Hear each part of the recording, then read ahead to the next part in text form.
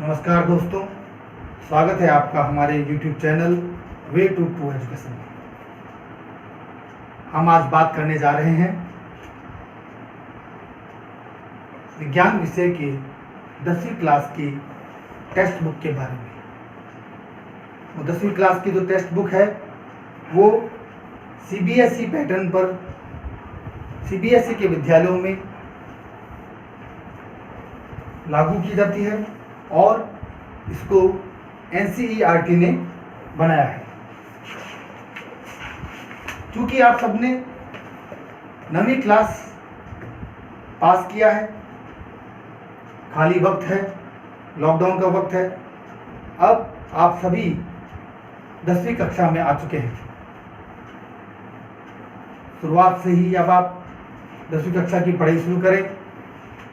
हमने ये way to education YouTube channel के माध्यम से ये प्रयास करने का कोशिश किया है कि हम बच्चों को घर बैठे उसके स्टैंडर्ड के हिसाब से चैप्टर बाय चैप्टर, पेज बदर पेज उसको जानकारी दें। इसी कड़ी में सबसे महत्वपूर्ण विषय विज्ञान, साइंस, वो भी 10वीं CBSE NCERT पैटर्न पर आधारित टेक्स्ट बुक को हम इंट्रोड्यूस कर रहे हैं। ये टेक्स्ट बुक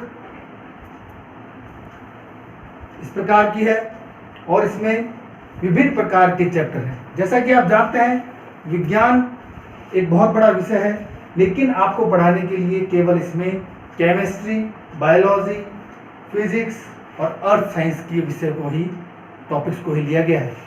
केमिस्ट्री रसायन, बायोलॉजी जीव विज्ञान, फिजिक्स भौतिक विज्ञान और ये पृथ्वी से संबंधित अर्थ साइंस विज्ञान। इसमें ये पूरा जो आपका किताब है वो 16 चैप्टर में बांटा गया है। केमिस्ट्री के चैप्टर 1 से लेकर के 5 तक, फिर 6 से लेकर के 9 तक आपके चैप्टर बायोलॉजी के हैं।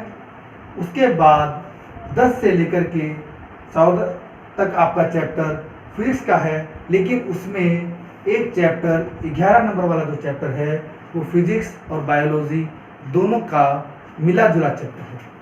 चैप्टर नंबर 15 और 16 आपको अर्थ साइंस के बारे में बताता है। चैप्टर नंबर पहला है केमिकल रिएक्शंस एंड इक्वेशंस। इसमें आपको कैसे केमिकल रिएक्शन करते हैं और उसका इक्वेशंस किस प्रकार से बनता है ये बताया गया है। उसके बाद में केमिकल्स जो कि वर्गीकृत किए गए हैं एसिड्स, बेस और सॉल्ट्स में। उसके बाद मेटल्स एंड नॉन मेटल्स। चौथा चैप्टर आपका कार्बन एंड इट्स कंपाउंड्स, क्योंकि कार्बन हमारे जीवन का एक बहुत महत्वपूर्ण मटेरियल है, इसलिए। पांचवा पीरियोडिक क्लासिफिकेशन ऑफ एलिमेंट्स, जिससे आप आगे के बारे में एलिमेंट्स के बारे में अच्छा जान जाएंगे। यदि आप केमिस्ट्री के इन चैप्टर्स को पढ़ते हैं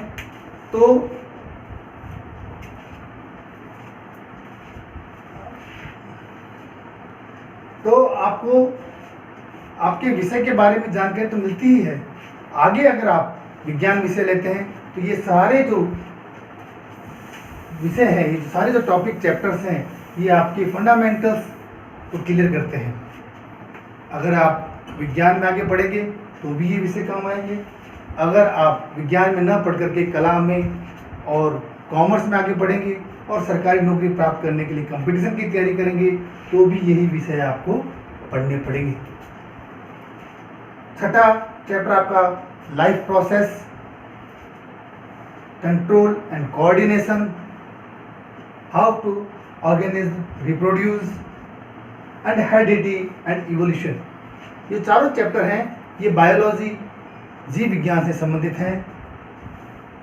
अगला चैप्टर 10वां लाइट, रिफ्लेक्शन एंड रिफ्रैक्शन। 11वां चैप्टर थोड़ा महत्वपूर्ण चैप्टर है, क्योंकि the human eye and the colourful world. इसमें थोड़े पहले 2-3 टॉपिक आपके बायोलॉजी से संबंधित हैं, आँख के बारे में, आँख की संरचना के बारे में, और उसके बाद किस प्रकार से आपके अंदर पिक्चर बनता है वो फिजिक्स से संबंधित है। तो ये एक मिक्स चैप्टर है। 12वां चैप्टर आपका इलेक्ट्रिसिटी से संबंधित है। 13वां magnetic effect of electric current से संबंधित है। 14वां चैप्टर आपका सोर्सेज ऑफ एनर्जी से संबंधित है। 15वां जो कि अर्थ साइंस का चैप्टर है। अर्थ साइंस, क्योंकि आप 10वीं क्लास के विद्यार्थी हैं, आपको हमारे एनवायरनमेंट के बारे में, अर्थ साइंस के बारे में मालूम होना चाहिए, इसलिए आवर एनवायरनमेंट 14वां टॉपिक, 15वां टॉपिक और 16वां topic sustainable management of natural resource, जो कि आपको एक प्रकार से संवेदनशील बनाने के लिए, सेंसिबल बनाने के लिए दिया गया है कि किस प्रकार से आप अपने वातावरण के बारे में और नेचुरल रिसोर्सेज के बारे में जानेंगे। ये पूरा जो स्ट्रक्चर या पूरा जो सिलेबस तैयार किया गया है, ये सिलेबस आपको विज्ञान की बेसिक जो नॉलेज है वो देगा। 10वीं कक्षा में घबराने की आवश्यकता नहीं है, सामान्य विषय है, सामान्य चैप्टर है। हम अगले वीडियो में स्टेप बाय स्टेप, पेज दर पेज आपको 10वीं कक्षा पढ़ाते जाएंगे। आप लगातार अगर हमारा चैनल देखते रहेंगे तो आपको ऐसा लगेगा कि आप एक 10वीं कक्षा की विद्यालय की कक्षा के अंदर बैठे हैं। धन्यवाद।